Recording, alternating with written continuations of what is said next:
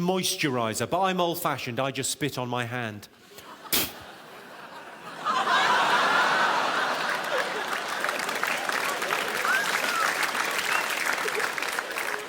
What did you think we were talking about? Oh, come on, don't give me that look. We've all been there.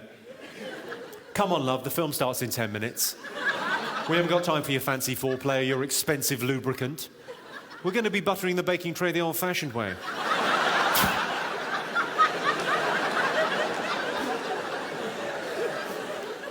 Ironically, buttering the baking tray is the phrase that will stick. So you've just given him a look as if to say, I thought you invented that. How does he know what we do? Rude stuff, see how we get along. Lady wind. Queefing.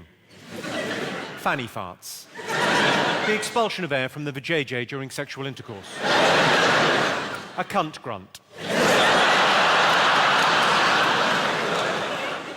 There are two main responses when a queef occurs. Some couples, it doesn't matter how gnarly or squelchy the noise, they deny the queef. Did you hear anything? No, I didn't hear anything. And they move on.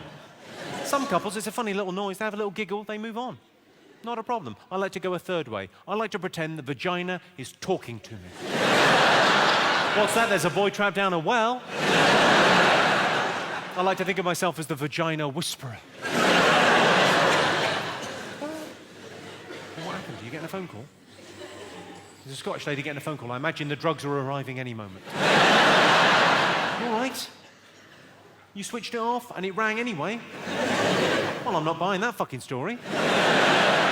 Don't worry, it's okay. It's only a phone. Don't feel bad. It's a what, sorry? It's a late alarm to come and see me. Or come and see me an hour fucking late.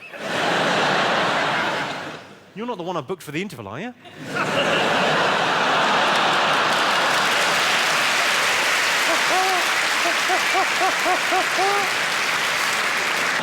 I like getting a blowjob off the missus. I don't know if you get this. I don't know if you get a blowjob off my missus, but the thing I like about oral sex with my partner, I think the thing most men enjoy about oral sex with my partner is not anything sexual, ladies. It's the peace and quiet. Ladies, if you've ever been going down on a guy and he's gone, that's not your technique. That's not the sound of his sexual ecstasy. That is the sound of a man not being asked a question.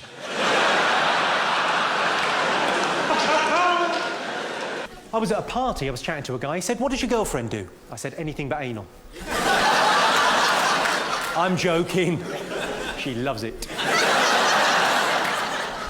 I'm in a long-term relationship, but I'm not married. Is anyone else in that situation? Quite a few, but you're timid about saying, because like me, you'll know, if you're in a long-term relationship but not married, everyone, friends, family, colleagues, acquaintances, everyone feels they can stir it up a bit. As soon as anyone hears, they go, have you thought about? You two, have you thought about? Trying to start an argument between us. I think it's very rude. So whenever anyone says to me, have you thought about? Have you thought about? Have you thought about? I always go, what, putting a third finger in? I could give it a go. I'm not sure it's what the relationship is missing. Maybe try the shocker. 2 in the pink, 1 in the stink. That's how that works. Sorry, too much? 2 in the goo, 1 in the poo. There.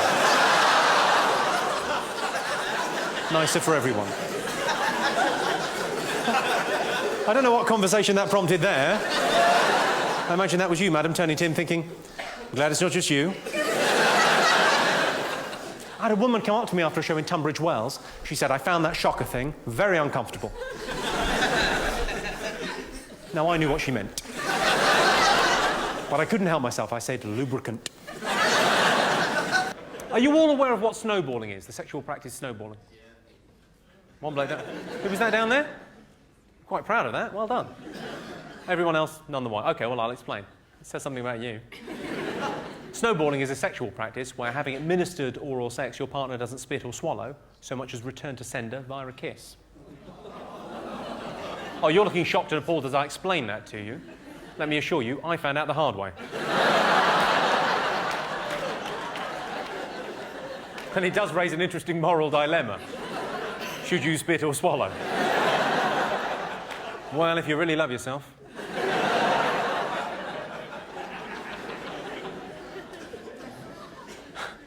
So I can see some friends of mine up there, and you're explaining that to your mum. Brilliant. Oh, what a brilliant day out that will be. What a lovely drive home. So this snowballing thing. Marvellous. A lot of men like it when the collars and cuffs match, but I wouldn't want to date a bald lady. That took you a while to get. Apparently, women like chocolate because it stimulates them in the same way as sex, which I think goes some way towards explaining the popularity of the chunky Kit Kat.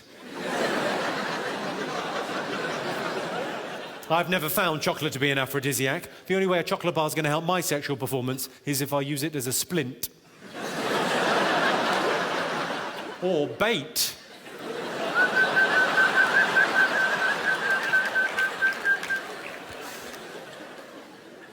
I've got a friend that took me to one side recently. He said, what does it mean if on a first date a girl puts a cheeky finger up your bum whilst filleting you? I said, it means there's going to be a second date. When my first girlfriend choked to death, it was a terrible blow. I had to finish myself off. My girlfriend said to me recently, we can't have sex, I've got a headache. I said, I'm going to be right at the other end. Do you want to get back to me if you get a pain in your vajayjay? That's right, I said vajayjay, what of it? I've got an awkward question for you. It's awkward whether you're here on a first date or whether you're in a long-term relationship. It's awkward for everyone. Should you spit or swallow following oral sex? Gargles. Well, there's a fella there that loves the taste of spunk. Now, it's an awkward question. It's very much the cutting edge of sexual politics. I'm going to sort this out for you once and for all. You'll never have to think about it again, ladies and gentlemen. Should you spit or swallow following oral sex? It doesn't matter. Once I've ejaculated, I'm asleep. You can do what you fucking like. You can gargle the national anthem for all I care. As long as it doesn't wake me up or interfere with you calling your cab.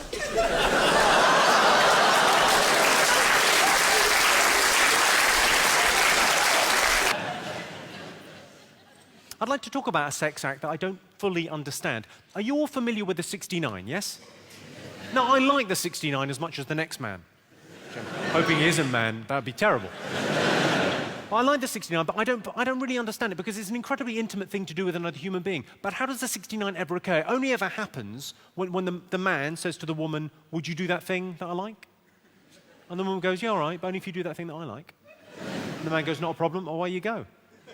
And the woman says, no, because the last time I did the thing that you liked, you were a little bit sleepy afterwards.